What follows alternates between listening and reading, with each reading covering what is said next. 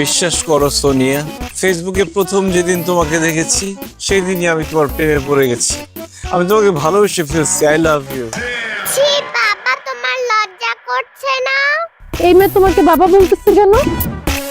Nadia miss, আমি তো খুব হতাশ।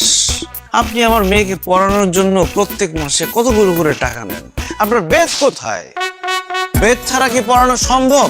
স্যার, আমাকে বাঁচান। তুই বাচ্চা মেয়েটাকে কিডন্যাপ করে নিয়ে যাচ্ছিস? স্যার বিশ্বাস করে না, আমি ওকে কিডন্যাপ করতে যাবো কেন? ও আমার মেয়ে।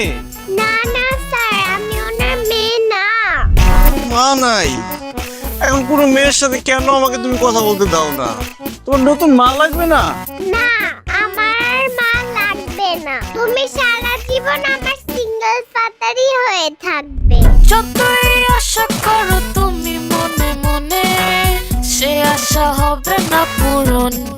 আজকে থেকে তুমি আমার মোবাইল ধরবে না, টিভি দেখা বন্ধ।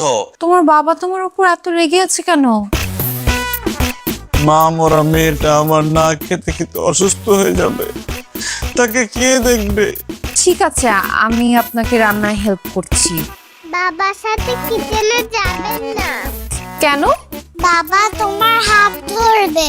আমি আপনার মেয়ের টিচার, আমাকে নিয়ে আপনি এসব ভাবেন? ছি! Single father, থেকে যাবে তুমি। Single father, single father. সারাক্ষণ কিন্তু তোমার মেয়ে আশা আর আশার বাবার কথা বলে। আশার বাবার প্রতি ওর দরদটা একটু বেশি মনে হচ্ছে না?